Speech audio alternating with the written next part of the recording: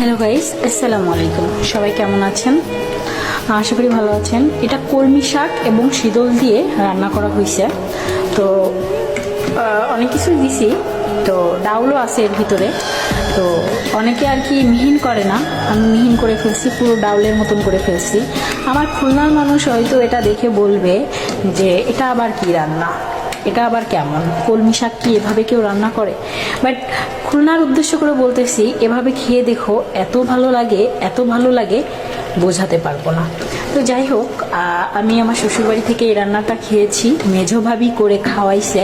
কিন্তু মেজো ভাবি যেটা করে খাওয়াইছে সেটা সম্পূর্ণ সবকিছু আস্তে আস্তে থাকে, আমি আর কি সবকিছু মিহিন করে ফেলছি।